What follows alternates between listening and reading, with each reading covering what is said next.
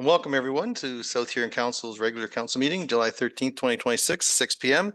Welcome the members of the public who are here this evening, and all staff are here, of course, to provide us facts and information that we need to make the best decisions on behalf of the residents of South Huron, and welcome members of council here as well. If you do have a cell phone, please make sure it's turned off or on mute, with the exception of our volunteer firefighters. There is a budget amendment under staff report item 10.3.1 and 10.3.2, so we'll call this meeting to order and ask everyone to please rise for O Canada.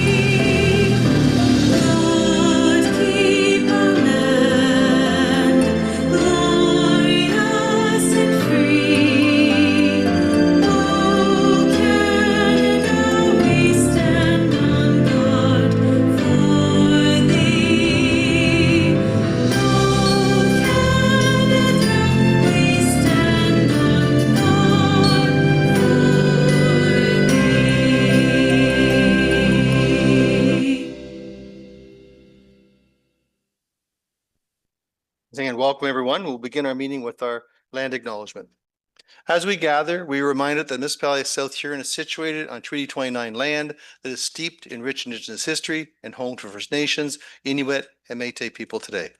And as a community, we have a responsibility to honor and respect this territory's significance for the Indigenous peoples who lived and continue to live upon it, and whose practices and spiritualities were tied to the land and continue to develop in relationship to the territory and its other inhabitants today. In the spirit of reconciliation and truth, we acknowledge in the Shishabi and the Haudenosaunee peoples on whose traditional territory that we are meeting. We'll go to item number 3. There's a couple of amendments here. Ms. Masuha-Carlson, please. There's an amendment to the agenda, an additional one. Item 6.2, the delegation has been removed. So the recommendation is that South Huron Council approves the agenda as amended. And the mover for that, please. Councillor Neeb moves, seconded by Councillor Oak. Any discussion? Call the question. All in favor? And that carries with 7. Thank you. Disclosure of pecuniary interest and the general nature thereof. Are there any disclosures at this time? Councillor Neeb, go ahead, please. 18.1, the general nature being that I operate a business on one of the assessed properties in the Mud Creek drain, which is being identified for collection. So I will step out of the meeting at that point. Thank you. Deputy? 18.1, maintenance, Kaiva and Dietrich drain. Thank you. Thank you. Are there any other disclosures at this time? Okay, not seeing any.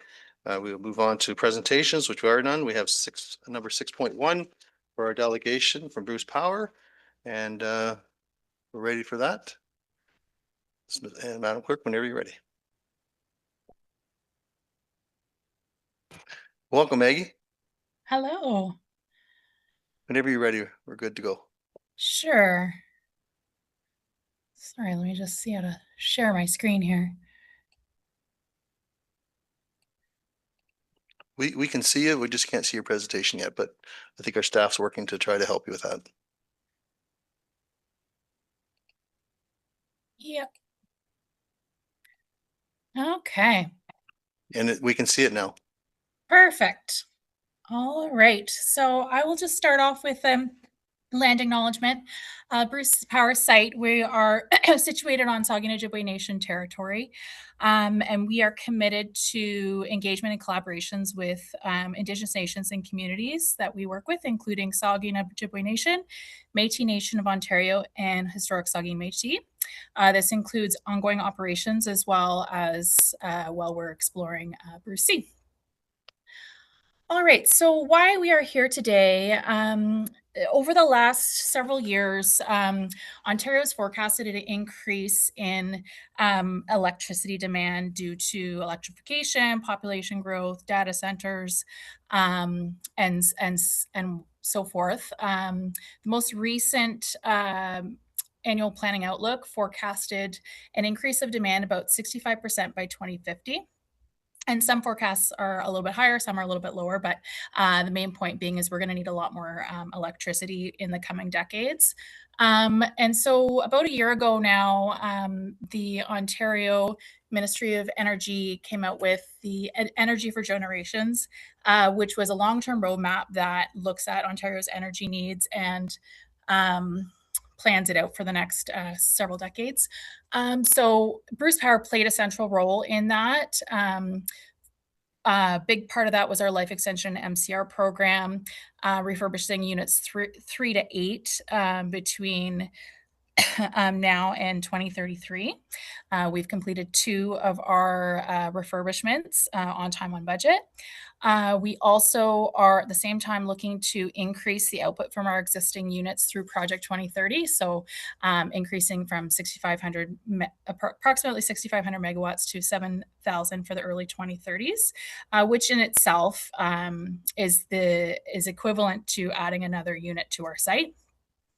And then a big part of the reason we're here today is to talk about Bruce C. So that's right now we're undergoing an impact assessment for up to 4,800 megawatts of new nuclear on our site. And there's also potential to refurbish units 1 and 2 because they're not part of the current MCR program into the 2040s. The long-term energy plan also looked at the growing role and the important role of cancer-fighting isotopes that are produced at our site as well. Okay, so why are we looking at Bruce Power for new nuclear? So 3 big reasons is the people. So the region here, we have the skilled workforce. We've built up a robust supply chain with our MCR project, decades of experience in nuclear here, and supportive community. We are also committed to growing our relationships with Saugeen Ojibwe Nation, Historic Saugeen Métis, and Métis Nation of Ontario. So we have an existing site here with an experienced operator, studied for about 50 years, and we have established environmental protection and programs. So that's kind of why our site is prime for new nuclear in Ontario. So Bruce C, as I mentioned, we're currently undergoing an impact assessment process led by the Impact Assessment Agency of Canada, alongside the Canadian Nuclear Safety Commission, which is our life cycle safety regulator. And we're looking at the impact of adding up to 4,800 megawatts of new nuclear on the existing Bruce Power site. And that will be in addition to the 7,000 we'll have in the early 2030s once our units are refurbished. So as part of this, we are assessing the environmental, economic, and social and health impacts of the Bruce C project. And we'll be advancing that with a targeted completion of 2028. Okay, so we are currently in the impact statement phase. So you can see here, this is the impact assessment process. We've completed the planning phase, and we're currently in the impact statement phase. So we've received tailored impact statement guidelines for the Bruce C project. So this tells us the requirements of what we must meet in the impact statement, which we're working on right now. So as part of the impact statement, we are documenting existing conditions, socioeconomic and environmental conditions, looking at the potential positive and negative impacts of the project, and then identifying ways to mitigate those negative impacts and enhancing those positive impacts. And also throughout the whole process, we are continuing to engage with Indigenous Nations communities, municipalities, and the public.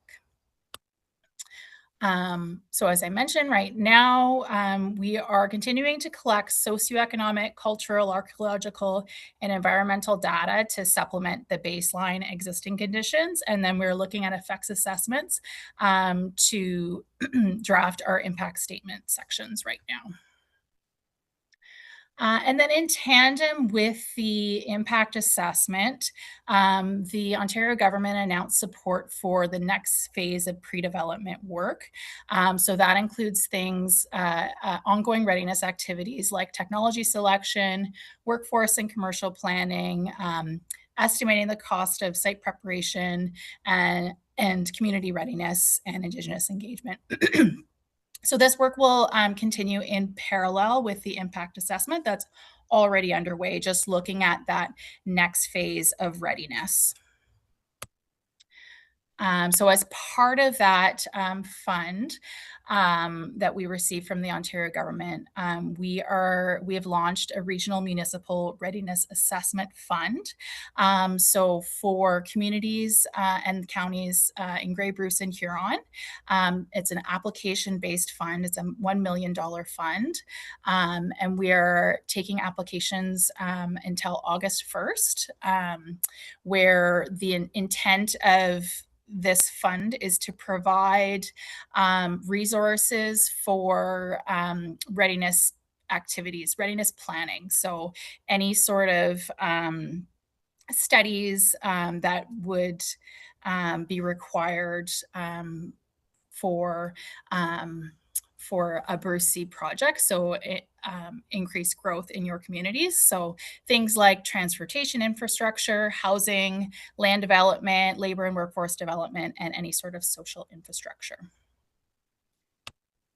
And then aside from that, so we can continue to keep up to date on the project through the Bruce C Impact Assessment Registry and through Bruce Power's own website and our engagement page. And on that engagement page, you can sign up for e-newsletter, and you can also email us directly for questions. And that is the end of the presentation, if there's any questions. Well, thank you very much, Maggie. That was a nice presentation. And we always appreciate what Bruce Power has been doing for the region. And as we've always said, we work as a region in South Huron. And it's very nice to see that you're including the southern part of Huron County, even though Bruce Power is in Bruce, Grey County is also included. So it's very nice to see all that.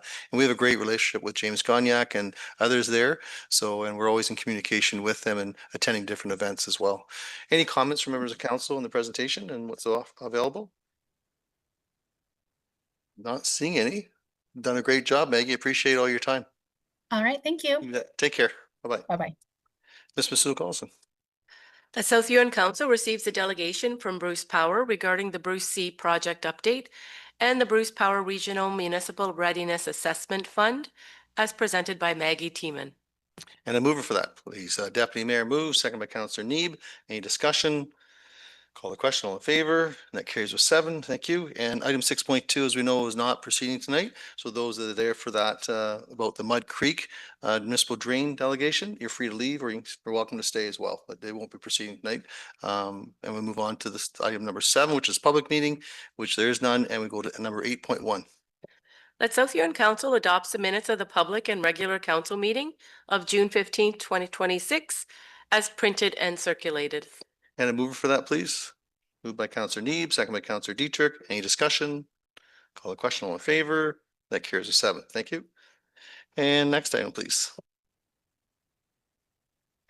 That the minutes and agendas of the following committees and or boards be received as presented to council. Ausable Bayfield Conservation Authority, minutes of May 21st, 2026, and draft minutes of June 18th, 2026, and agenda packages of June 18th, 2026, and July 16th, 2026. Exeter Business Improvement Area, BIA, minutes of May 25th, 2026. Upper Thames River Conservation Authority, draft minutes of May 26, 2026, and agenda package of June 23rd, 2026. Exeter Rodeo, minutes of May 28th, 2026, and June 24th, 2026. And a mover for that, please. Moved by Councillor Neeb, second by Councillor Oak. Any discussion? Councillor Vaughn, go ahead, please. Thank you. Last meeting, I was asked a couple of questions about ABCA, the budget, and next steps going forward. So I have just a little brief commentary to share with you.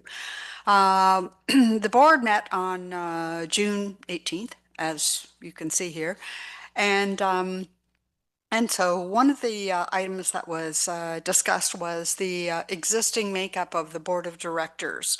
And so it was confirmed to us by all of the meetings that the staff are involved with right now going forward that the ABCA's existing, ABCA and every conservation authority's existing board of directors will remain in place until the consolidation period actually happens, which is scheduled for February 1 of 2027. So the dates are moving a little bit farther away than what we originally thought. The minister has not yet given us any budget direction. However, for us to be ready, the ABCA board felt that we should start our budget discussions early this year. We're going to actually start in August, so we're more prepared for whatever might be coming our way. And thirdly, the ABCA is also working to schedule a delegation to Huron County at the end of July. I think Maitland has already come to see the county, but ABCA would like to do the same. So just so you're aware. Great, That's it. thank you. Any other questions on this? Not seeing any. We have a mover and a seconder. If there's no further discussion, call the question. All in favor? That carries with 7. Thank you. Next item, please. 10.1.1. The South Huron Council received staff report BPS 13/2026, shared services agreement with Municipality of Blue Water for building services, and that the required bylaw be given its 3 readings, authorizing the execution of the shared service agreement between the Municipality of South Huron and the Municipality of Blue Water. And a mover for that, please. Moved by Councillor Neeb, seconded by Councillor Vaughn. Any discussion? Call the question. All in favor? That carries with 7. Thank you. 10.2.1, please. That South Huron Council received staff report CSD 09/2026, annual broader public sector BPS energy reporting for 2025 for information. And a mover for that, please. Moved by Councillor or Deputy Mayor, seconded by Councillor Neeb. Any discussion? Councillor Vaughn, please. Thank you. Yes, looking at the information that was provided to us from both 2024 and 2025 in terms of electricity usage on the kilowatts and even natural gas to an extent, it looks like in just about every facility we have, electricity kilowatt usage has risen substantially to the point of almost 65% overall increase in electricity usage. And so I think it's great that we do these reports and we're following along to see what our usage is.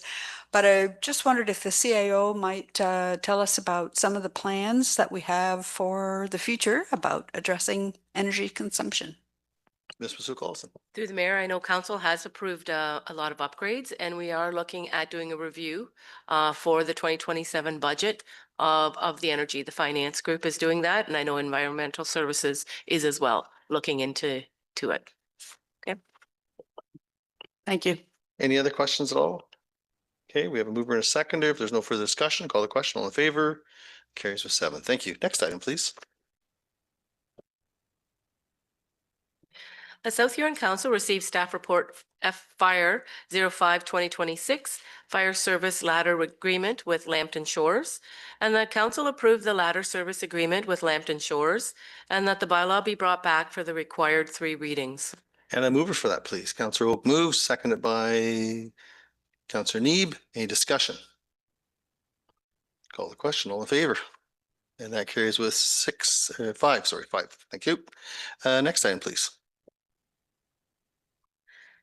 This is a budget amendment that South Huron Council received staff report ID 12/2026 tender results for Grand Bend Water Main Upgrade budget amendment, and that South Huron Council accept the tender from the low bidder, Rapid Drainage Limited, and authorize award of a contract for the Grand Bend Water Main Upgrade in the amount of $1,498,606, including HST, and the South Huron Council approve a budget amendment and authorize the transfer of $331,910.16 from the Water Capital Replacement Reserve to fund the additional tendered costs. And a mover for that, please. Moved by Counselor Neeb, seconded by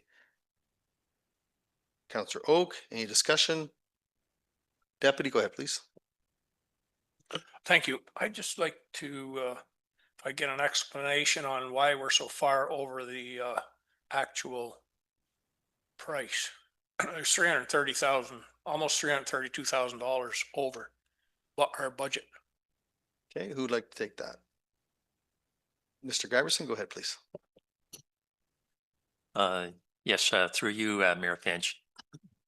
Yeah, the predominant reasons that this project is significantly over budget is there's a large portion of this project that is using oil-based products. So a large portion of the project is PVC pipe that's made from PVC resin that's produced in the southern U.S. and it uses natural gas to produce it. So the world price of oil has a huge impact on water main projects, and this is now showing up on our tenders. So things that are happening well beyond our control with what's happening south of the border and what's happening in the Middle East is now starting to, as they say, the chickens are coming home to roost. So we're now paying the price, and it's showing up in these two recent tenders. And then in addition to the PVC pipe prices, the price of fuel, which is affecting everything from deliveries to the equipment that's used for these construction projects, is also significantly increased. So those are the predominant reasons for the additional cost, are what's happening on the world stage with the state of the economy. And Mr. Giverson, how long would the pipe, once it's installed, what's its life expectancy? The life expectancy of a system like this is 75 to 100 years. Okay, and that's for growth. The pipe is for a growth component, correct?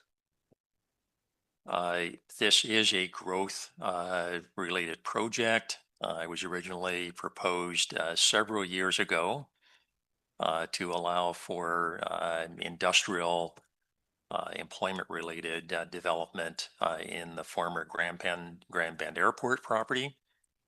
And it was finally approved in the budget. So it's been in the previous master plans and the current master plan as a growth related project, because the project involves replacing an existing 100 millimeter water main with a larger 250 water main that will deliver fire protection, that will allow these industrial commercial developments to be able to proceed. Thank you. Any other questions? Councillor Vaughn. Yeah, so very disappointing that this is 30% over what we anticipated. And I understand the explanation about the world stage right now, and oil prices and gas prices are way out of their norm.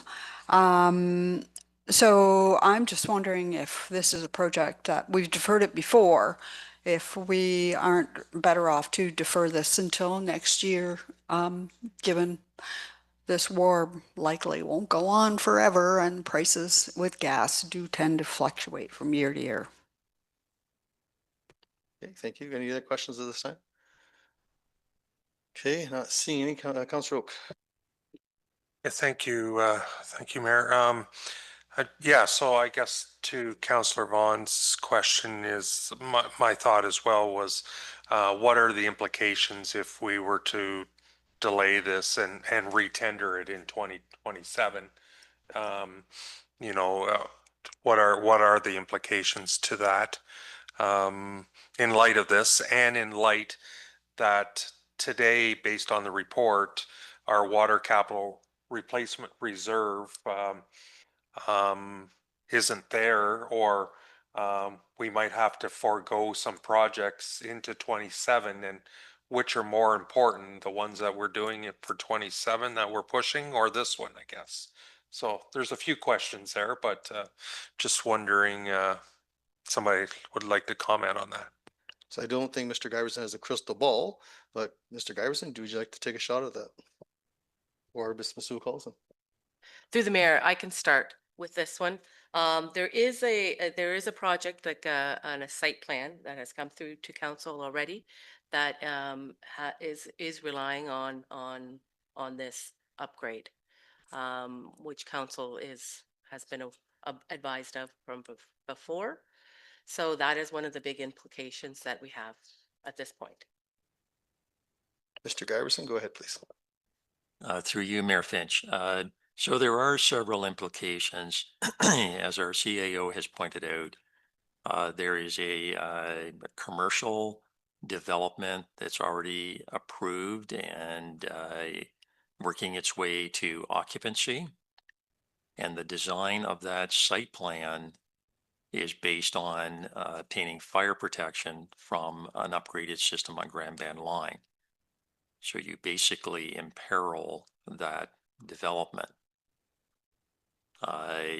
That developer has revised their on-site fire protection and installed a larger water main on the private road that comes out to Grand Band Line. They've also embarked on, so the developers heavily relied on commitments by the municipality. So the private road is also being upgraded and converted to a municipal road as approved by council. So that process is ongoing at the expense of the developer or the property owner slash developer. They've already installed and fully commissioned their fire system. It's temporarily connected to the 4-inch. So they have a 6-inch water main going onto private property that's connected to a 4-inch. So we have that issue. Yes, I did not bring my crystal ball with me tonight, but I have been in this business a long time, and it's a rare day the prices go down. They seem to go up. They might stabilize and level off. Been a lot of decades doing this from all sides of the business, including the contractor side, and it's very rare that the prices go down. So I think I would expect the ramifications of this would be you're going to pay more next year, or you're not going to get any better price than we have now.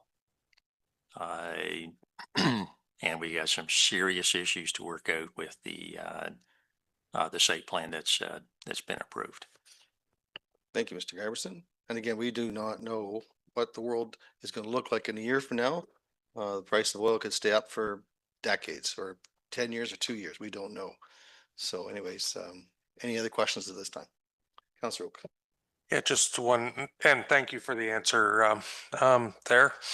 I guess the question is, normally we pass our budget quite early in the past, and just wondering, is the reason that this is higher because we're later in the season with this tender going, and a lot of the contractors already had their year booked up, and so the only ones that were bidding were ones that aren't busy or don't have to be as competitive? I guess I'm just wondering, is it because of the timing of this tender that this price is like this?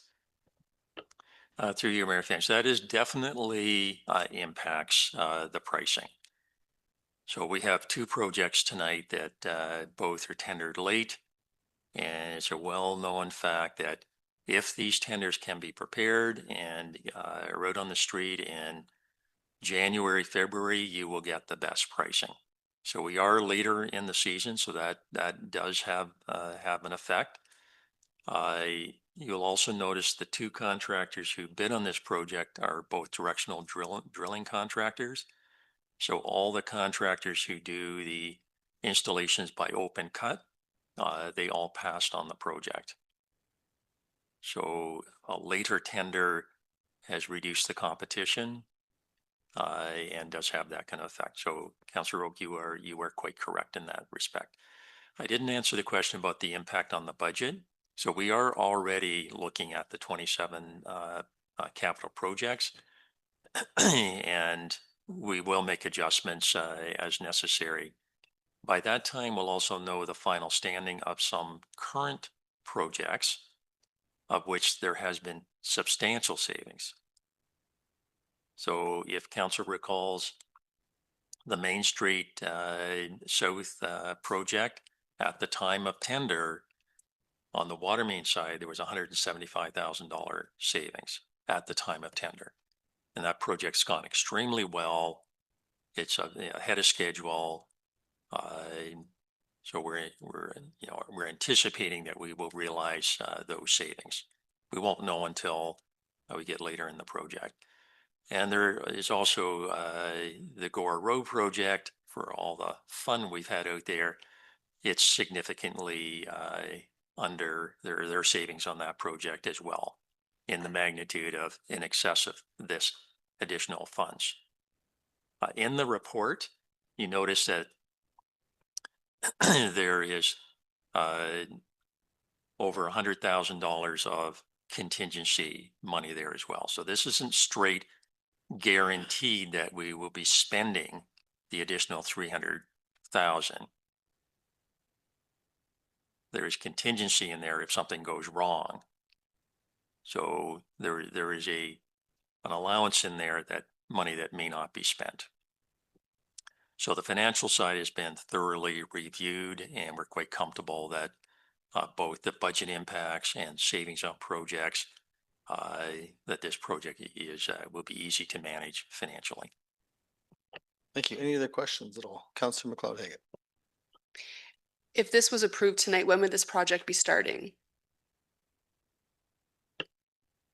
The contractor and the engineer, through you, Mayor Finch, the contractor and the engineer are waiting for my message as soon as we're done this meeting, and they will mobilize immediately. And I would expect as soon as materials are available, construction could start within a few weeks, within the month anyway. Thank you. Any other questions? Councillor Dietrich. Thank you to the chair. Is the project owner or whatever, is he contributing anything to this development or project? Through you, Mayor Finch. No, the owner contributes. This is, I'd be careful in this explanation. They pay and have paid development charges. So these growth related costs are in the current DC bylaw. So the one that was approved 5 years ago that currently is in effect now, this particular project is in there. So they paid their share through their DC charges. If council approves the current DC charges bylaw and puts it into effect, there would be a greater contribution through the DC charges, not through a direct payment. Okay, thank you. Any other questions? Not seeing. We have a mover and a seconder. If there's no further discussion, I'll call the question. All in favor? And that carries with 5. Thank you very much.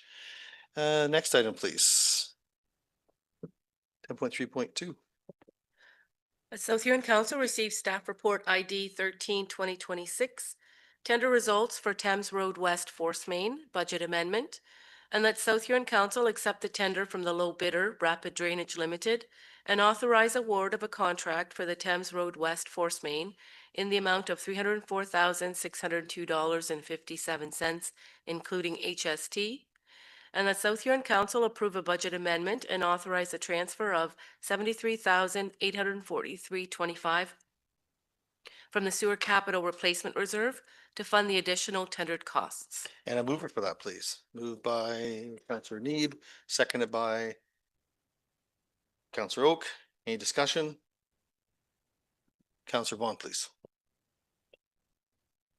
Yes, as John Giberson has already explained to us, this is similar, has some similarities to the previous project in that it's affected by happenings in the world around gas prices and oil prices.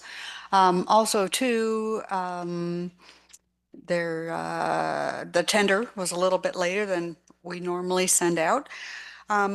My concern is about the cost recovery on this. We had two reports mentioned as a part of this report, one being November of 2025 and the other one being tonight's.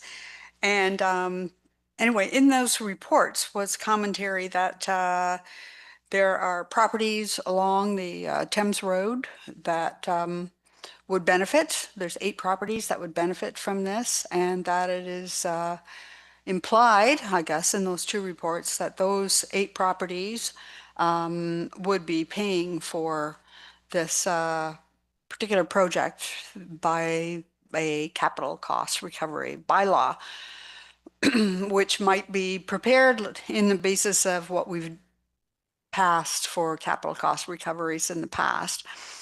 Anyway, my concern is that now that this project is 73,000, 74,000 more than what it was back in November or anticipated back in the fall, this cost recovery from the 8 properties, is that still what's envisioned? And are those 8 properties on side with actually paying for this project?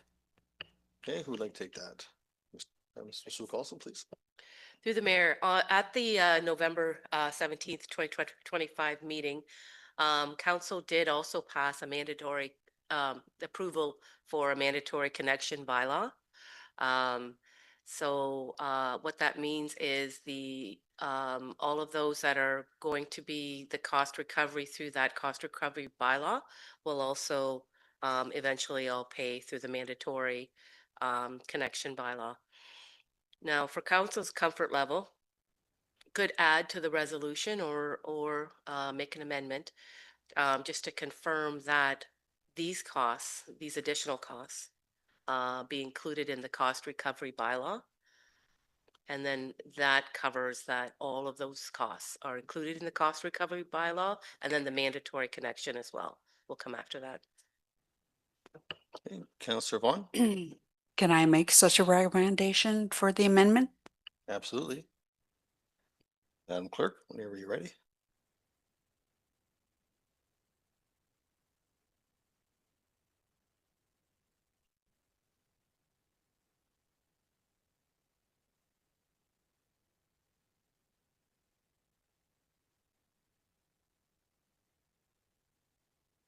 So motion to amend and add that the additional $73,843.25 be included in the cost recovery bylaw.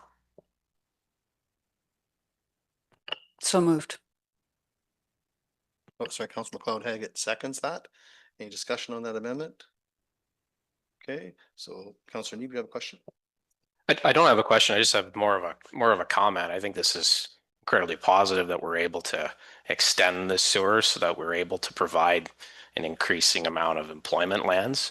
And it's positive too that we're able to get these developments to pay for this infrastructure through a cost recovery bylaw. So already there's some development going on west of the tracks in Exeter, and so that's a positive thing to see. Especially council has been looking for ways of increasing our economic development impact on the community through infrastructure. So this is I think this is a win for us, despite the increase in costs. this is still a win. Any other questions?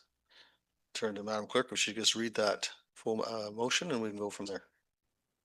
So it was a motion to amend and include that the additional $73,843.25 be included in the cost recovery bylaw, moved by Councillor Vaughn, seconded by Councillor McLeod-Haggett. So if there's no further discussion, I'll call the question on that. All in favor? And that carries with 7. Thank you. Madam Clerk. So then the motion for council consideration that South Huron Council receives staff report ID 13/2026 tender results for Thames Road West Force Main budget amendment, and that South Huron Council accept the tender from the low bidder Rapid Drainage Limited and authorize award of contract for the Thames Road West Force Main in the amount of $304,602.57, including HST, and that South Huron Council approve a budget amendment and authorize the transfer of $73,843.25 from the Sewer Capital Replacement Reserve to fund the additional tendered costs, and that the additional $73,843.25 be included in the cost recovery bylaw. And we have it moved and seconded. Is there any further discussion? Deputy, you have, no, okay. Is there any further discussion? Call the question. All in favor? And that carries with 7. Thank you. Very well. Next item, please. 10.4.1. That South Huron Council receives staff report HR 01/2026 Health and Safety and Personnel Policy Review, and that South Huron Council approve the Health and Safety Policy 2026, Violence and Harassment in the Workplace Policy 2026, Overtime Administration Policy, and Clothing Allowance Policy. And a mover, please. Moved by Councillor Neeb, second. Oh, sorry, yeah. Perhaps, and then is there a seconder as well, too? Who wants to second it? Councillor McLeod-Haggett seconds. And Justin, do you have some comments for us, maybe? Yes, through you, Mayor Finch. One comment for the clothing allowance policy. The noted $750 allowance per staff members is not an increase in allowance per staff member, but instead combines 3 current allowances afforded to staff. So $300 for uniform and workwear replacement, $300 for safety wear replacement, and $150 for safety footwear. Combining this all together into one allowance amount just allows for more flexibility for staff members. Great. Thank you very much for that. Any other comments? Any comments at all? Not seeing any. Okay, we have a mover and a seconder. Thank you, Justin. There's no further discussion. I call the question. All in favor? And that carries with 7. Thank you very much. Next item, please. That South Huron Council receives staff report ITSI 02/2026 Dog Park Survey Results for information. And a mover for that, please. Councillor Neeb moves, seconded by Deputy Mayor. Any discussion? Councillor Neeb. Thank you, Mayor Finch, and thank you to staff for undertaking the survey. I think it's really told us something we already knew, which is there's a large demand in the community of Exeter and outside of Exeter for an off-leash dog park. And I'm just wondering what some next steps could be, because in my mind, I think we could move forward with the location, but I'd also be interested in finding out if there is a suitable location when we think about accessibility, and wondering if we can have the Huron County Accessibility Committee take a look at some of the choices and maybe come to council and make a recommendation as to what the most accessible location could be in the community. Thank you. Councillor Ms. Massoula-Coulson, any comment on that? Through the mayor, just for clarification, are we looking at those locations that we brought forward earlier in an earlier report, or is it new locations at this point? Because we did bring a report back with options. Yeah, Councillor just more clarity, please. Yeah. Thank you. And that's a good question. I guess the question is, from the original report that you prepared, has there been any other locations that have come to mind as far as that's potential as well? Ms. Massoula-Coulson? Through the mayor, not at this time. We're just at the staff level, just going through the results for the survey. And that's where we are at right now. However, if council has further instructions, and then we can maybe bring something back. But at this point, we haven't reviewed all the consultations yet. Thank you. Councillor Neeb, you look like you want to speak to this. Go ahead. I guess I think it'd be worthwhile to maybe look at all of the locations that had been originally identified by staff, and maybe that would be able to give council an idea of, you know, what the community is looking at, but also what the Huron County Accessibility Advisory Committee would think be vital for the location to have accessibility. So I'd be willing to, I don't know if a motion is required to make that step, but I'd be willing to make that motion. Okay. Yes, please. That would be great. Perhaps the clerk and I can come up with something here. Okay, thank you. Very good. So perhaps we'll deal with the actual receiving of the report, and then we can come back with a motion as described. So is there any further discussion on the report itself? Councillor Oak? Yeah, thank you, Mayor. Just wanted to clarify or just ask a question to Scott, who saw the survey. 476 responses, I believe. And I guess the question is any idea of how many individuals filled it out? Because I know, or I believe you could vote more than once. And so I guess just wondering, any idea how many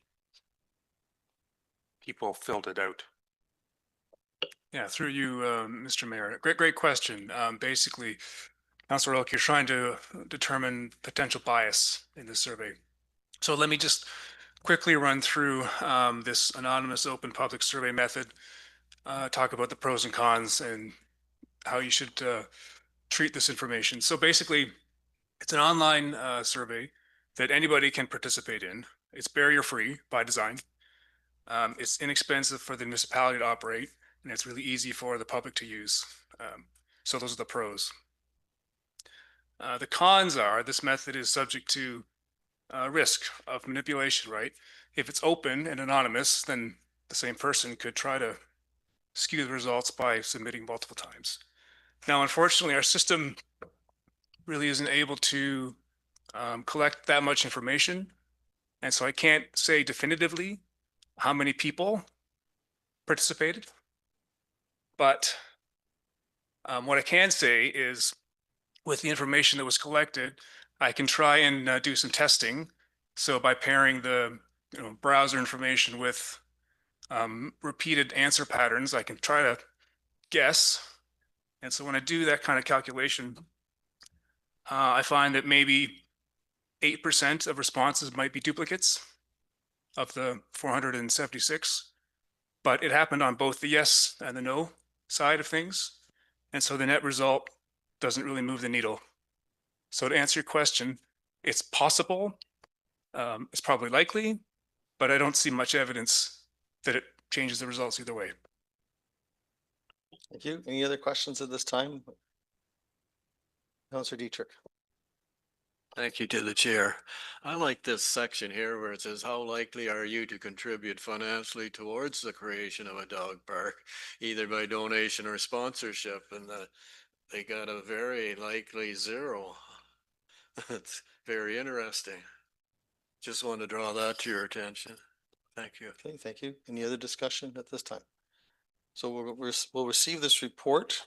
Sorry, go ahead, Councillor McLeod-Haggett. So this is one thing that I made a comment through when we've been talking about the dog park and stuff. So I'm not sure if everybody has read every page of both of the survey results, but keep note, Grand Bend wants a dog park. Dashwood now wants a dog park. Other towns want a dog park. So if we're going to do a dog park in Exeter, be ready for dog parks in Dashwood and Grand Bend as well. We can't turn a blind eye to other, and we can't say, well, Ward 1 already has 2, because Dashwood and Grand Bend are farther than 8 minutes of a drive from what Ward 2 is, Exeter, to drive to the 2 that we already have. So just, again, keep a mental note of that because it's going to come back. Okay, thank you. Any other questions at this time? Any other comments? Okay, so we'll receive this 4.2, and then we will go with a motion from Mr. Neeb afterwards. So there's no further discussion. I'll call the question. All in favor of receiving it? And that carries with 6. Thank you. And Madam Clerk. That staff review the locations that were previously identified and brought forward and have the locations assessed by the Huron County Accessibility Committee and bring a report back to council for consideration. So moved, Councillor Neeb. So moved. Is there a seconder for that, please? Councillor Oak seconds. Any discussion? Councillor Neeb? We have a recorded vote. Yes, certainly. Is there any further discussion, Councillor Oak? Yeah, I guess the report that's coming back with the Huron County accessibility comments, is there going to be anything else that comes back with the report as well from staff, I guess, in addition to that? Through the mayor, like as far as a recommendation based on the Accessibility Advisory Committee recommendations and other considerations. And perhaps maybe a ranking of those then.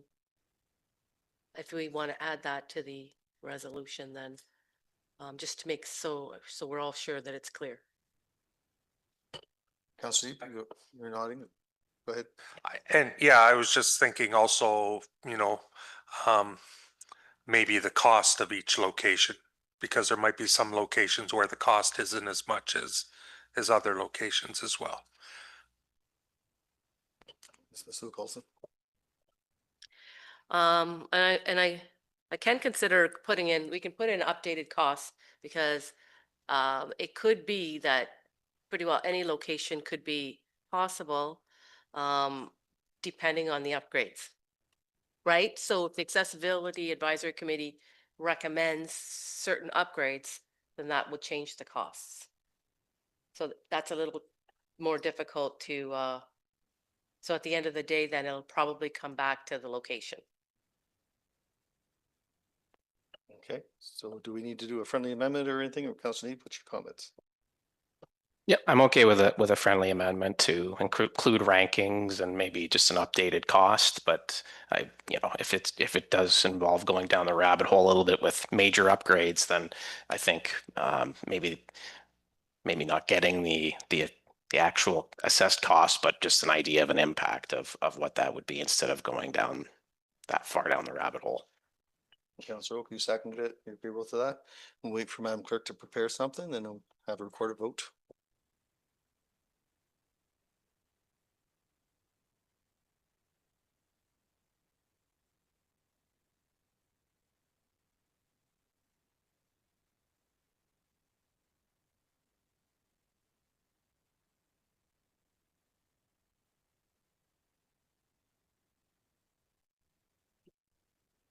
The staff review the locations that were previously identified and brought forward and have the locations assessed by the Huron County Accessibility Committee and bring a report back to council for consideration to include ranking based on accessibility and updated costs. So moved. So moved. Yeah. Councillor Oak, you're satisfied with that? Thank you. Madam Clerk. So moved by Councillor Neeb, second by Councillor Oak. Councillor Neeb called for a recorded vote. Councillor Vaughn. I know this is not exactly, No, we have to burn the vote now. I don't believe we can deviate from that. can we not? Can we not Madam add Clerk? even a, I'm I just just asking- would like to I'm make just one- asked, Madam Clerk. Sorry, through the chair. So if there's further discussion, council could proceed with that.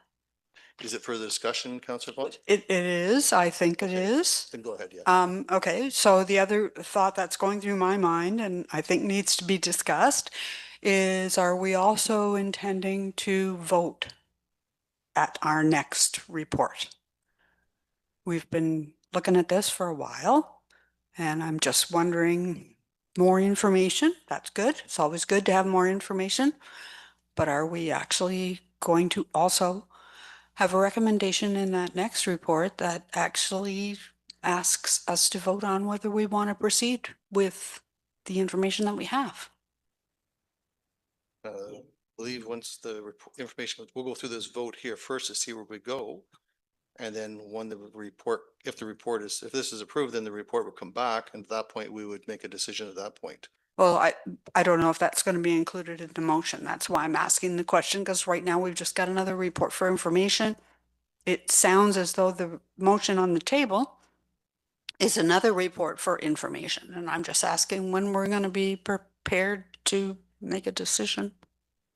Anyone staff want to discuss that? So Mayor, I can answer that one. The report itself that's coming back is going to have the accessibility, like staff can provide the information as far as the accessibility piece, the costs and the ranking for staff. We can provide probably our number one as a recommendation from the staff perspective. At that point, it's up to council to decide if that fits with council, what council wants, right?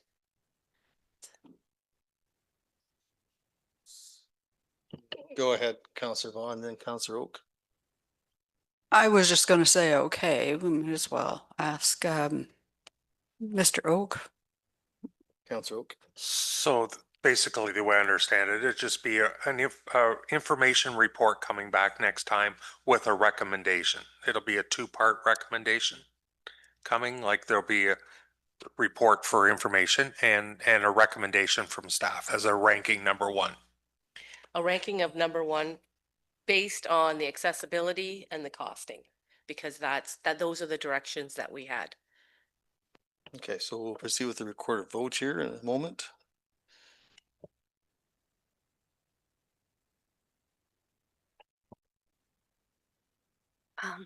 Sorry, that staff reviewed the locations that were previously identified and brought forward and have the locations assessed by the Huron County Accessibility Advisory Committee and bring the reports back for council consideration. And that includes the ranking based on accessibility and updated costs. Moved by Councillor Neeb, second by Councillor Oak. Councillor Neeb called for a recorded vote. Councillor Vaughn, Yes. Deputy Mayor Dietrich, No. Councillor McLeod-Haggett, No. Councillor Neeb, Yes. Mayor Finch, Yes. Councillor Dietrich, No. Councillor Oak. Yes. And that carries 4-3. Okay, thank you. Moving on to the next item then, 10.4.3, Ms. Masul Carlson. That South Huron Council received staff report ITSI 03-2026, Build Community Strong Fund for information, and that council authorize an application to the Build Community Strong Fund in support of Capital Project 2026 CS03 SHRC Arena Floor Upgrade. And a mover, please. Councillor McLeod-Haggett moves, Deputy Mayor seconds. Discussion. Call the question, all in favor? That carries with 7. Thank you. Next item, please, 10.4.4. That South Huron Council received staff report FIN 11-2026, 2026 council expenses as of June 30th, 2026 for information. And a mover for that, please. Moved by Councillor Neeb, seconded by Councillor McLeod-Haggett. Any discussion? Councillor McLeod-Haggett. Through you, Mayor Finch, this is more of a comment, not a question. I've just been asked by some of the constituents on the numbers on here. So I just want to clarify, people that are watching, that any of the expenses, given that Mayor Finch and Deputy Dietrich, their expenses are very low, is because a lot of their expenses actually go through the county. So just reminding people that it's also, the county is also our tax dollars. So it doesn't matter where they put their expenses, whether it be through ours or the county, it's still the same tax dollars that are covering these expenses for travel expenses, conference registrations, and other miscellaneous items. And thank you for that. And it's not exhaustive either. There's limitations to what we can claim through the county as well. Any other discussion on that? Call the question, all in favor? And that carries with 7. Thank you. Next item, please, 10.445. That South Huron Council received staff report FIN 12-2026, the 2026 Capital Progress Report, June 2026 for information. And a mover for that, please. Moved by Deputy Mayor, seconded by Councillor Oak. Any discussion? Call the question, all in favor? Carries with 7. Thank you. And next item, please. That South Huron Council received staff report CAO 10-2026, the Regional Municipal Readiness Assessment Fund, and that council approve an application to the Regional Municipal Readiness Assessment Fund for option. And there's 2 options here in the report. One is the workforce readiness and labor market assessment. And option two is the land use and infrastructure readiness study. So is there a preference for one or the other? And we can read that in the motion. Councillor Neeb, what would you like to say? I mean, but both are fantastic options. I'm leaning more towards the land use and infrastructure readiness, but that's just I'm just wondering if a lot of the labor market assessment and data is already available to employers and reports. I know the Fort County labor market does a number of reports every year, every few years.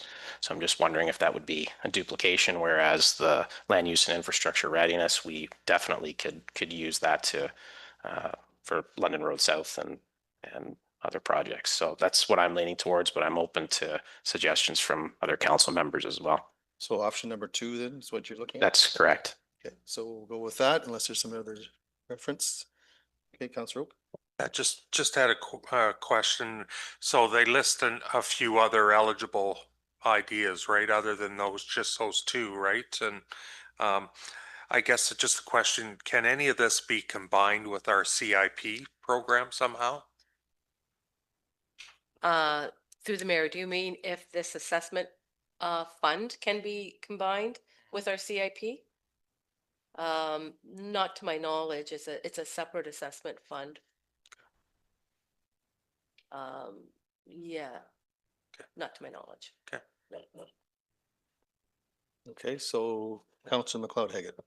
I would be leaning towards option one, just given that South Huron already has employers who are facing labor shortages in the different sectors as manufacturing, healthcare, agricultural, skilled trades, constructions, and hospitality. I think this option one would give us more of a scope, which later then would potentially be able to give us option two at a lesser value cost of getting that report. Okay, thank you. Councillor Vaughn, you had a comment?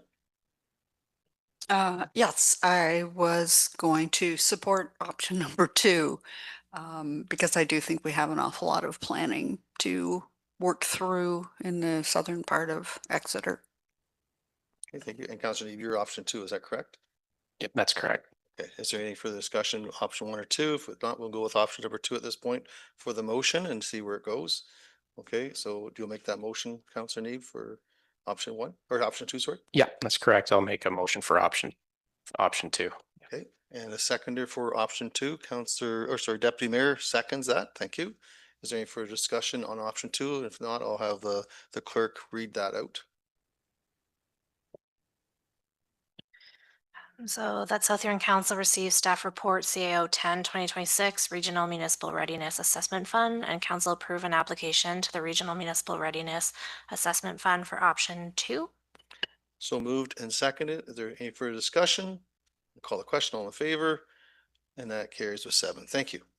Okay, notice of motion. I believe we have one. Ms. Sewell calls it. Whereas the municipality of South Huron leases and operates Port Blake Day Park and collects admission revenue from vehicles entering the park.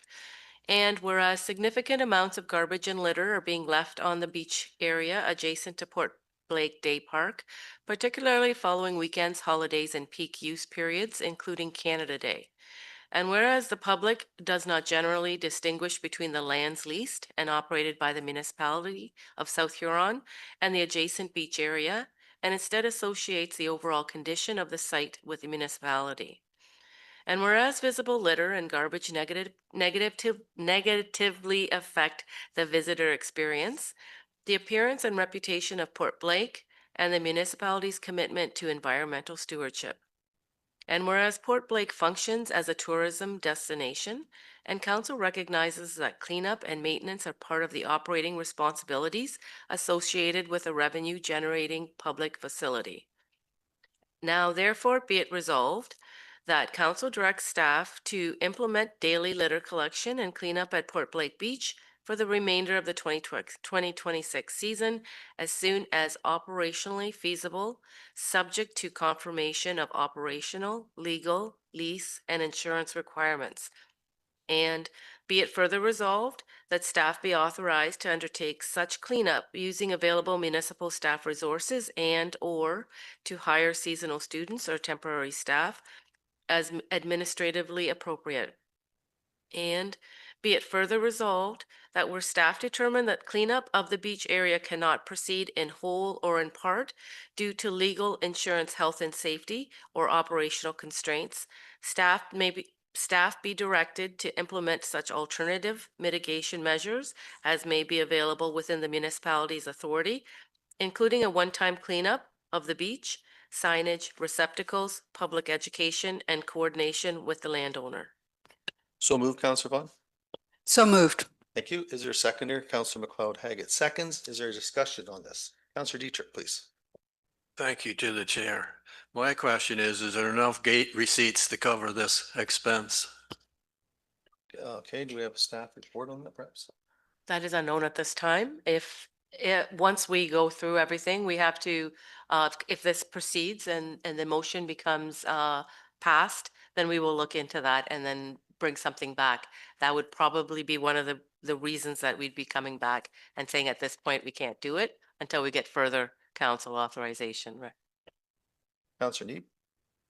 Thank you, Mayor Finch. Through the chair, what measures do we have in place already throughout the municipality for, say, litter cleanup or garbage pickup, stuff like that? Through the mayor, that on our own properties, on the municipal properties, yes, we do definitely have operation staff that do that. There is a process. This is slightly different because it's not leased. And this would create more challenges, am I correct? Because they would have to be picking up garbage and then dragging it up the hill to a waiting vehicle to remove the garbage. So maybe more time spent. I'm not sure. What's your thoughts on that?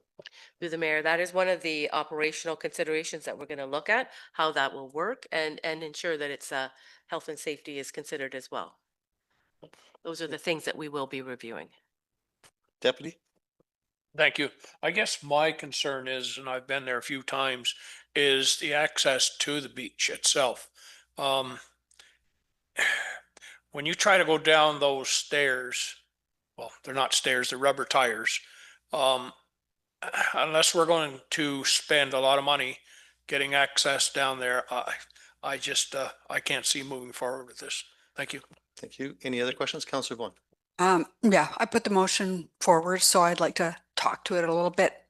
Okay, a lot of this came to me from complaints I received in the General Lake neighborhood following Canada Day. Anybody who's been sort of following Facebook or news around Canada Day and the disaster that was Grand Bend over the Canada Day weekend, there was an incredible amount of garbage left on the beach, through the town, in the planters, everywhere you could look. There was garbage everywhere. Now, Port Blake is not Grand Bend, but it certainly is a big overflow park, and it was hugely crowded. I understand that we collected $13,500 or something close to that at the gate as people entered into Port Blake. Now that's quite a bit of money when you consider it's $30 a car. It's always been an issue, who owns the beach. We don't own the beach. We don't lease the beach. It's owned by the Lake Huron Primary Water Supply. But we do take $30 a car, load of people, for everybody who comes through there. And while everybody may only, while people may stay in the park up on the top greenery part, we are also aware that a number of those same people are attracted to Port Blake because there is beach. Now, we don't claim any responsibility. We ask them to use it at their own risk from signage. But the fact of the matter is, people are not picking up their garbage. And it looks disgusting. Now, I have tried to explain this to my neighbors in terms of we don't own the beach and therefore we're not picking it up. And you wouldn't believe the kind of looks I'm getting from people. Like that's how the municipality looks after stewardship.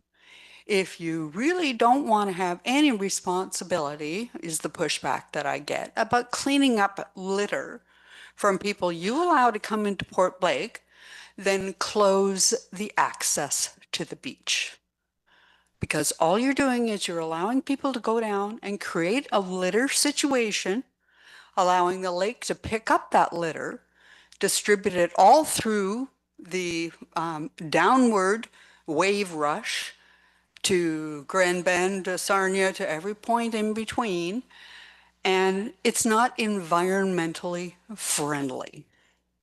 So I have to admit that from an environmental and stewardship perspective, we're aware that people go to the beach. We're aware that litter is left there. And I think we ought to do something about it. Thank you. Any other questions? Councillor Lee, do you have something? It's just a question. I wholeheartedly agree with you. We should there should be a solution in order to figure out how to limit the amount of litter that's going on the beach. The notice of motion is asking for other mitigation measures, but it's also asking for municipal staff to go onto the beach. Now, are we able to do that in order to do like the part that's leased by the Lake Huron Water Supply that we lease from them? I'm sure we can go onto that property, but are we allowed to go up and down the beach? Ms. Priscilla Coulson? Through the mayor, it's my understanding this notice of motion is just for the area in front of Port Blake Park, correct? And that's one of the items that staff is going to review is whether or not we can actually go on Lake Huron Water Supply System beach and clean. So that is one of the things that we will be looking at. Thank you. Any follow-up? No, I think that's great. I think we do need a little bit. There's a lot of nuance here with what's happening, and we want to make sure we do it right. I think we also want to make sure that moving forward, there's something in place. And again, I'm sorry to ask another question, but what does Lambton Shores do? Do they have any program? Because I'm just wondering if there's, I mean, yes, there's Port Blake and then there's Grand Bend, but the beaches connect, right? So I'm just wondering if there's some capacity building we can do with our neighboring municipality. I think the chief may have a comment. Chief, did you want to comment? Sure, through you, Mayor Finch. Grand Bend or Lambton Shores has staff and equipment that full-time clean the beach. So not only do they do the garbage receptacles along the beachfront area, they actually have a machine that looks like a rock picker. For those of you that farm and understand that actually picks it up and then it actually grades it back level. But they do have staff that do that on their main beach. And Chief, you have lots of experience back that way. Would it be possible, just maybe kicking tires, more garbage cans at the entrance to the beach and more signage saying we do not clean the beach up, and to bring it back, do you take it in, you take it out type of thing? Would that be something that could be considered as well? Through you, Mayor Finch, we do have receptacles at the top of the hill. I did have the pleasure of escorting the CAO down the beach access in 2 different locations last week. So it's been a long time since I've actually been down there. Historically, I did speak with staff who worked there previous to the municipality having it. And they did have receptacles on the beach. Again, that's the challenge of getting the garbage back up, hence why the people leave it there. But we did see everything from blankets to garbage to kids' toys that were down there last week. And of course, the wind blows stuff around. It does wind up in the water, but we can increase the receptacles at the top for the time being. But it's, again, we're hopeful that people will bring it back up the hill, and that's where the challenge, I think, lies. We have to keep in mind also that the July 1st date when the storm came through may have been a bit of an impact on why stuff was left, because people were fleeing to their vehicles when that storm hit. So. Thank you. And I know on the South Huron Trail, there's not much garbage there, but there's no receptacles on the trail, if I recall, because of that reason they haven't at the heads of the trail. So it might be something to consider as well. Yeah, we are also fortunate that there's some good people out there that take bags down and then they collect it, and they do help with that as of right now. Mrs. Jansen, yeah, Ms. Johnson, you have something there? Just through the mayor, staff also have extra bags of garbage bags that they hand out to folks too, in the hopes that they bring the garbage back up. Trying to find that kind of solution in the middle, but that is an option that they've had there. We have some success with it, not enough. But yeah, just something to add to that too. Great, thank you. Councillor Dietrich. Thanks to the chair. That really isn't apples to apples, though, is it? When you're talking about Lambton Shores, didn't Lambton Shores buy the beach from Archie Gibbs there at one time? So do they own it now, or like we don't own this beach we're talking about, eh? No, we do not own that beach. No, that's right. Any other questions at this time? So we have a mover and a seconder. If there's no further discussion, we'll call the question. All in favor? And that carries with 5. Thank you. Next item, please.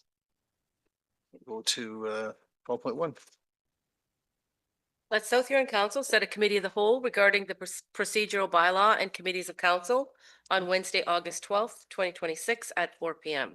And a mover, please. Moved by Councillor Oak, seconded by Councillor Neeb. Any discussion? Call the question. All in favor? And that carries with 5. Thank you. New business. Is there any new business at all? Not seeing any. Mayor and councillor comments and announcements. Anything anybody wish to speak to? Okay, no. Oh, Councillor Vaughn, please go ahead. Yes, I would like to give everybody an update on FCM. But it's probably going to take me maybe 5 to 10 minutes to do so. So I'm asking for your permission to go ahead. Go ahead. I don't think anybody minds. Is there? Go ahead. Okay, so as you know, this year FCM was held in Edmonton, and it had attendance of 2,700 plus delegates and speakers and politicians from all across Canada. This year's conference theme was Building the Future Together. I found Edmonton itself to be a very hospitable and welcoming city. There's a huge sense of pride from all the citizens that I encountered and their council officials, of which I also met many. The council was happy to show off and to brag about what they had to offer their residents and tourists, as were the staff that were engaged in the conference. It was a very busy conference. There was over 50 workshops or hub sessions, and there were federal ministers that attended, and the focuses were on housing, affordability, infilling and density, financial sustainability, wellness, mental health, Canada's National Defence Plan, and the infrastructure replacement and the huge budgets that are being put forward for that. And of course, climate change. There were 55 study tours, basically in categories of meeting the needs for Edmontonians, innovating and addressing complex challenges, climate change in action, and understanding our roots. I attended a number of sessions and 3 study tours. So for this year's report, I'd like to comment a bit further on some of the study tours. I find a major benefit of study tours is that you're seeing firsthand how solutions to needs are being met. And you're also meeting and discovering how other delegates that are touring with you are dealing with some of these same issues across Canada. So briefly, the tours that I attended saw a brand new aquatic and fitness center, which opened in January this year at a cost of $163 million. So way beyond any scope that we would ever see here. But they were trying to demonstrate to us how a city with winter for much of the year focused on wellness and community gatherings. They had a world-class bicycle track, a walking track, at least 5 separate fitness centers for depending on how you wanted to get in shape, whether it was aquatics or weightlifting or cycling. They had something for everybody. And multiple gymnasiums for different court sports. So quite impressive. Also found out that's only one of 3 similarly sized community centers in Edmonton. Also saw a newly renovated downtown library, which was very inviting, open concept, had lots of natural lighting, and they had a mantra that basically says that people from all facets of life, all personal situations are very welcome to come into the library at any time of year. They also showed us on the way to the library a very, what they called a welcoming and calming street for all to enjoy. So they've taken basically a dead-end, smallish street in the city and created welcoming places in terms of places for people to sit, places making sure that you could have a very good line of sight. There were lots of trees. It was a gathering place, vegetation, and also places to actually grow gardens. So it was kind of like a mall type of atmosphere for everyone in Edmonton to enjoy. But the tour I got the most from was the Inglewood walking tour. Inglewood is a one of many subdivisions. It's basically an older subdivision. Councilwoman Erin Rutherford joined our tour, and she described how Edmonton has embarked on a 10-year journey with the development of a new city plan and a new zoning bylaw to go with it. Edmonton apparently has a, with their city plan, has a 50% infill target. They have a vision, Edmonton, to grow their current population from 1.2 million to 2 million. And they would like to contain that population growth within their current city boundary. So that's a lot of infill. They do not wish to increase urban sprawl at all. They prefer to build upward and within, and have dense, self-contained communities. So they believe this is going to allow them to become more economically sustainable as they can maximize their existing infrastructure as much as possible while supporting this growth. Inglewood, being one of Edmonton's core neighborhood, had many examples of various forms of infill development that opened up rental, condominium opportunities, and various types of housing. A lot of it being new affordable housing options. The neighborhood is transitioning from largely World War II single detached bungalow housing stock to one where a variety of housing forms and densities exist on the same street. These new forms of housing, their objective is to allow new residents to move in and to maintain the character of the neighborhood. I did bring a couple of pictures back. You, Kendra, just to give you a sense of how that neighborhood is actually changing. So the house that you're looking at right here on the PowerPoint is basically what most of the initial neighborhood was all about. World War II typical housing. Okay. Now, they've made some changes in the city plan and zoning bylaw, and they differ a bit from our municipality. And I share them with you just as an idea generation about possibilities of infill. So one right off the bat was that 8 plexes are allowed as of right. So we don't allow anything close to 8 plexes. So it's a substantial step forward in infill.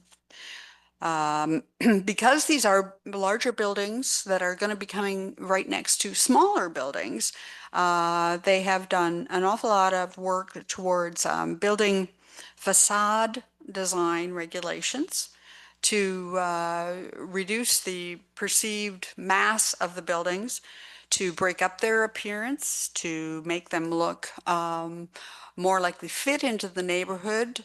One of the ways they described it to me was that just like in most usual single-family dwellings, there's a lot of windows on the front part of a building. So let's make sure that when we're looking at 8 plexes and duplexes and multiplexes, we are creating a fronting that looks like it fits within the neighborhood.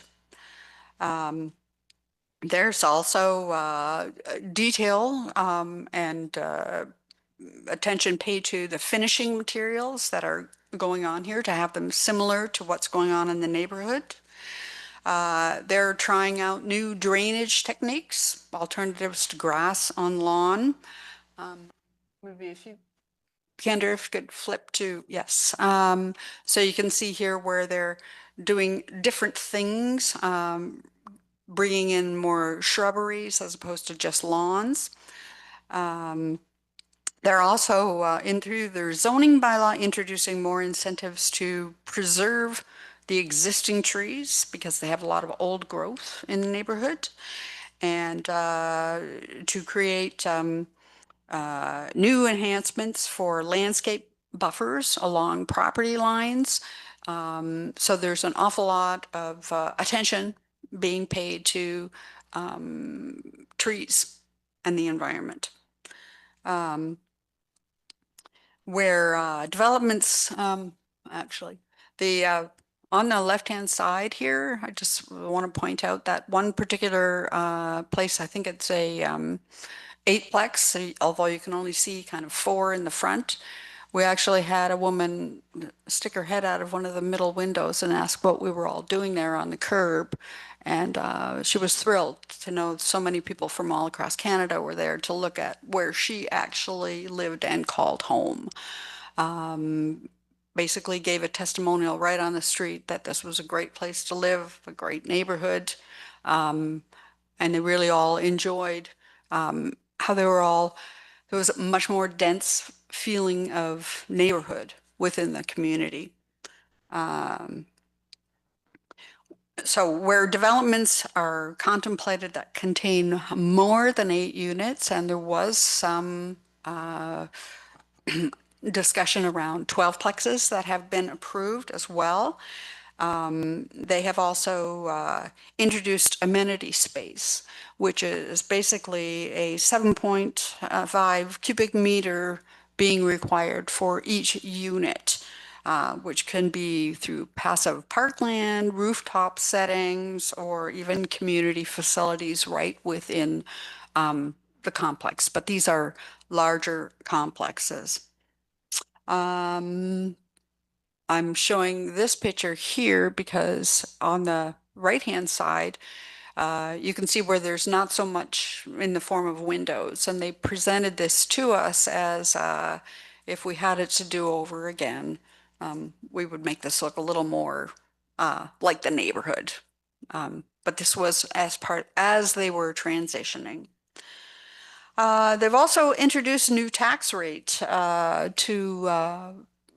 against derelict buildings, and it's almost double the residential rate. And the incentive, they've done that as an incentive to try to get people to improve property. So one of the things that they also did, because this is such a huge, and it is huge, change to area that had World War II housing, is they did a lot on public consultation. So in South Huron, where we do a lot of public consultation with zoning bylaws and our official plans, before we start, as we're going through it, and come to a closure. They also have had many postmortems after the fact to get the public to come back with complaints or things we didn't envision or they didn't envision in Edmonton, so they can adopt a continuous improvement plan. So I hope you found that interesting. I thought this was a fantastic tour, and if you have any questions, be happy to answer. Any questions for Councillor Vaughan? Yeah, Councillor McLeod-Haggett. Just more of a comment. I'm so jealous you got to do that tour because I would have absolutely loved it. But all I can envision is what Heron Park potentially could be. Looking at the old warehouses there and the space that's available to infill there. So thank you for sharing that with us. Thank you. Any other comments? Okay, not seeing. Okay, we'll go on to communications. And if there's anything anyone wishes to have pulled, please advise. 15.1, 15.2,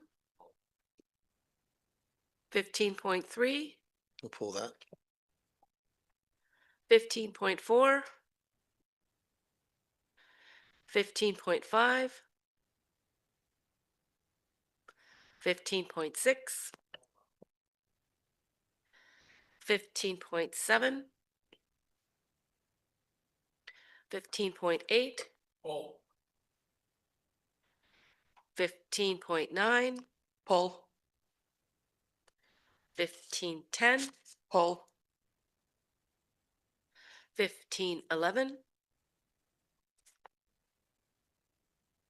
15.12, Oh,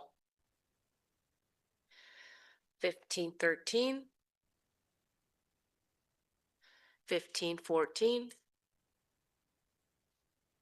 15.15, 15.16, oh, 15.17, 15.18, pull, 15.19, 15.20, 15.21, 15.22, and that's 0.1 and 0.2, and 15.23, 0.1 and 0.2. Okay, thank you. So we'll start with 15.3. I just want to make sure everybody's aware how much the cadets really enjoy and appreciate the fact that they can use the space that they do, and the letter speaks for itself. So I'll just pass on the thanks for them. I know 15.4 wasn't pulled. Just wondering, is there anyone that would like to speak to that at all about correspondence from Port Blake? If not, that we can move on from there. 15.6, Councillor Dietrich, you asked for that, please. Councillor. I'm gonna step out for this one. Oh, okay, yes. Thank you to the chair.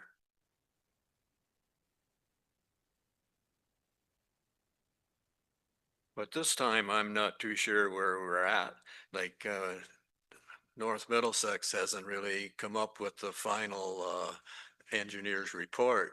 So I don't know how we can really make a comment on this as a council, But, I just wondered, in the event that this gets on further, could we consider sending a letter from a lawyer to address maybe our opinion, how the public feels on this? Like, is there any way you can do that? Or, like, I understand, I talked to Rebecca about it and she says, like, and I've spoke to counselors too, like, it's not much point hiring a lawyer until you know what's going on, and the event that you're paying 10 or 15,000 towards a lawyer, and then the general public's supposed to pick that tab up too. It just doesn't make sense, But I just thought maybe you could send a letter in by the lawyer in the event that it gets to that point. Would that, would council consider that? So it's certainly something that the public, oh, sorry, Ms. Masukal, do you want to respond? Well, through the mayor, at this point, I do think maybe the clerk can maybe provide us a bit more information on the municipality's role under the Drainage Act, as well as North Middlesex as the administering municipality, because that might provide more clarity too. Madam Clerk? So through the chair, this is a project that was instigated within the boundaries of North Middlesex. So they are the administering municipality. Their council is the council that appointed the engineer to proceed with drafting the engineer's report. A draft engineer's report has been provided. There was an informal meeting there June 16th, I believe, for members of the public, anyone assessed to provide comment on. In regards to the act and council's role for neighboring councils, it is not it's not the scheme of the act. So the intention of the act isn't for neighboring municipality councils to advocate on behalf of property owners assessed. Council can advocate on their own assessment if they have an assessment, but under the act, there are opportunities for actual assessed owners to provide comment as well as appeal rights. And sorry, just further, once a final engineer's report is filed with North Middlesex, they would circulate our office with the notice, and we'll make sure that gets circulated to council and all assessed owners for South Huron residents. Yeah, and I attended that June 16th informal public meeting, as I find this to be a little very interesting as to how it's being processed. But we do follow the process. As you know, as a municipality, we have to follow the process and respect what North Middlesex is doing. And of course, what our clerk has just described is extremely accurate and correct. So we'll just follow the lead there. Any other questions on that? 15.6, Councillor Oak? Yeah, just a question. I guess a couple of questions I've had from people. Was there actually a site inspection or site visit as part of this process? Through the chair, so my understanding was there was an on-site meeting. Our office did not receive notice of that. Yeah, and under the act, there's a major improvement or there's a minor improvement. So that's some of the questions that I've been asked as well. So we'll follow this as close as we can. Next time, sorry, Councillor McLeod-Haggett. Sorry, just one question on that. So 6.2 was pulled for the delegation. Is that going to, are they going to come and do a delegation on the Mud Creek? Or is, So through the chair, the delegates who had requested to attend tonight advised later this afternoon they're no longer able to make tonight's meeting, but they were intending to provide a delegation at a future meeting. So they've been provided that opportunity. Okay, very well. So we will follow that as closely as we can for sure. Councillor Neeb, you can come back in now, please. Okay, and we'll move on to 15.8, Deputy Mayor. Thank you. Concerning this letter, do we have a bylaw about chickens in town and number of chickens and, thank you. Madam Clerk. So through the chair, the municipality does have a domestic birds and animals as well as exotic animals bylaw from 2014. There is a provision in there that in residential areas of Exeter Ward, the limit for possessing or harboring domestic fowl or rabbits is no more than 20. Follow up, is there a noise bylaw that Don't be chicken, Jim. Go ahead. So through the chair, the municipality does have a noise bylaw. And again, it does mention that individuals at all times are to assist with prohibiting barking, calling, or whining of any other persistent noise made by a domestic pet or animal kept for use other than the purpose of agriculture.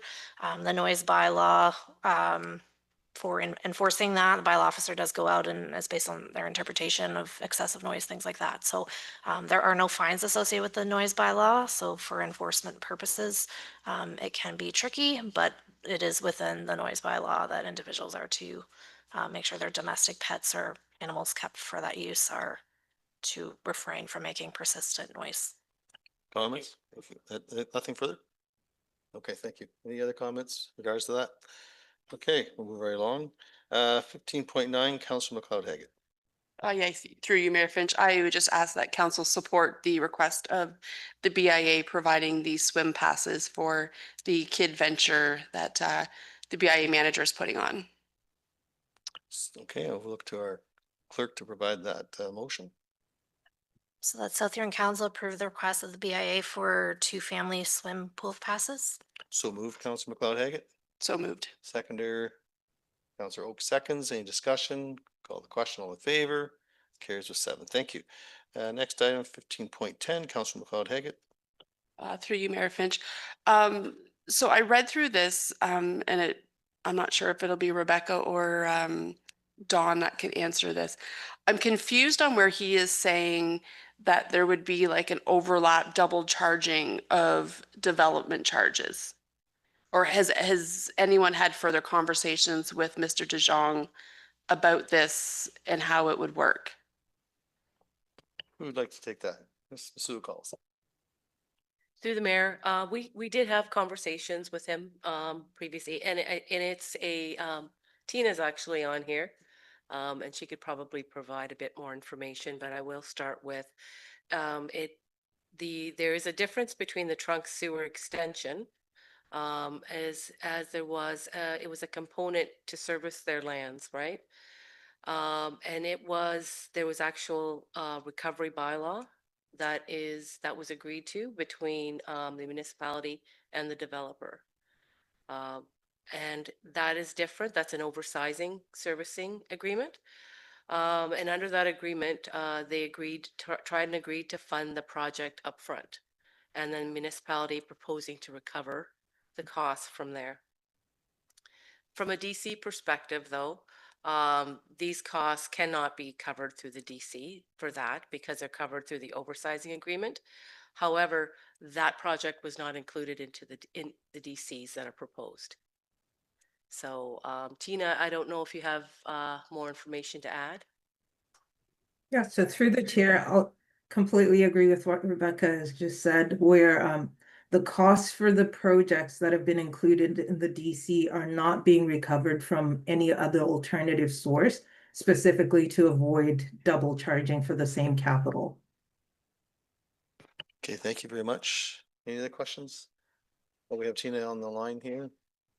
Okay, thank you very much, Tina. Appreciate your time. Okay. You're welcome. My pleasure. All right, moving right along. Next item would be 15.12, Councillor Oak. Yes, I wondered if we could support this resolution that came from MFOA. Okay, we'll look to our clerk to prepare a motion then, please.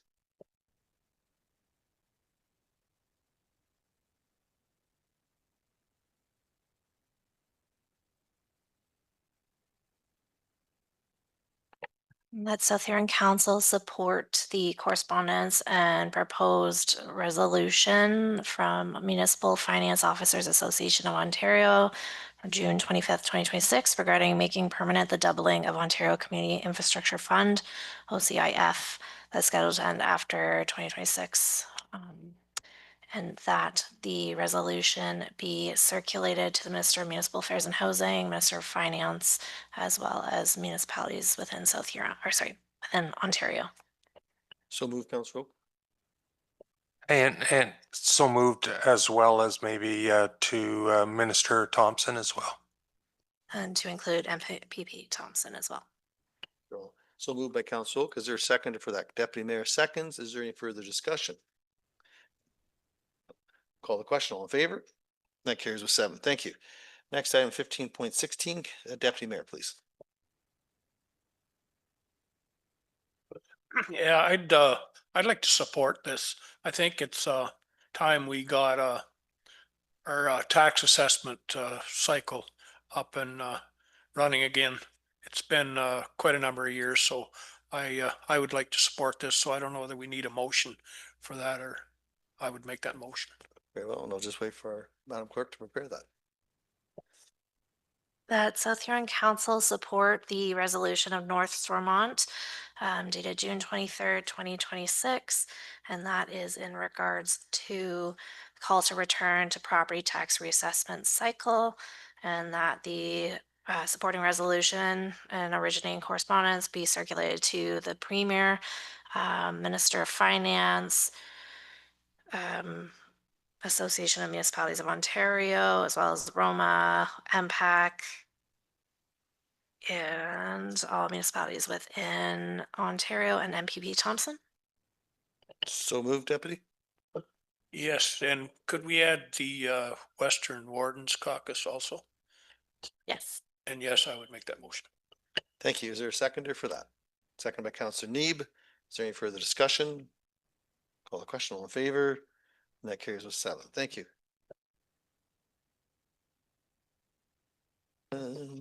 Next item, 15.18, Counselor McLeod-Haggett, please. Oh, yes, through you, Mayor Finch. I would like to have staff move forward with supporting this and respond that I think that we should have an interest in the conversation that they're having for this, and to cover like advocacy effects and encouraging, and I would encourage that we share this with the county level as well. Okay, I'll wait for Madam Clerk to prepare something.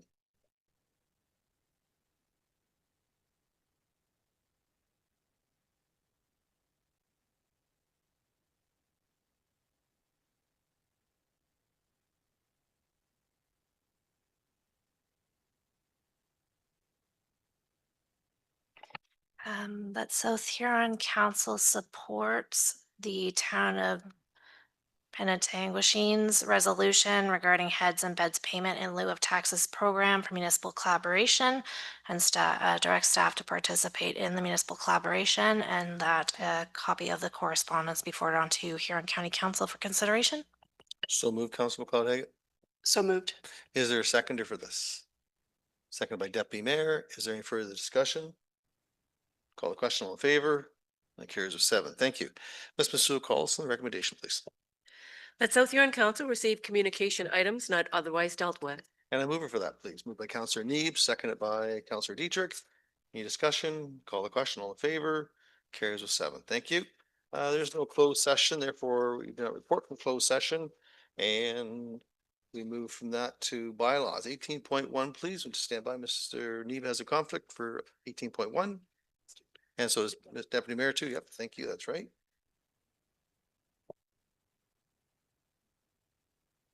Okay.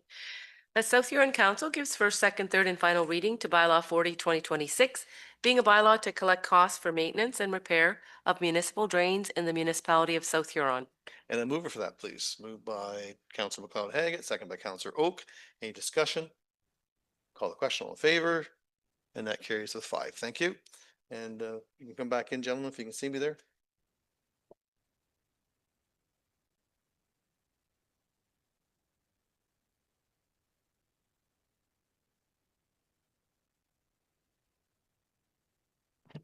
Okay, 18.2, please. The South Huron Council gives first, second, third, and final reading to bylaw 41/2026, being a bylaw of the municipality of South Huron with respect to development charges, the 2025 development charges study. And a mover for that, please. Counselor Neeb moves, seconded by Deputy Mayor.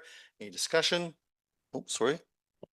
Sorry, through the chair, just to provide council some information, there was 2 pieces of correspondence that council was circulated on directly yesterday regarding the development charges bylaw. That was Jarmouth and Steyr. We did end up uploading that as an additional document to the agendas page just because this bylaw is before council this evening. Okay, thank you. So we have a mover and a seconder. There's no further discussion. Counselor Vaughn, please.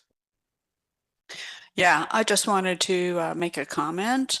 When we went through this development study, I voted against it, and I just wanted to let council know that I will be voting against the passing of this bylaw only because I think we could have brought this in on a more phased-in approach rather than have everything effective January of next year.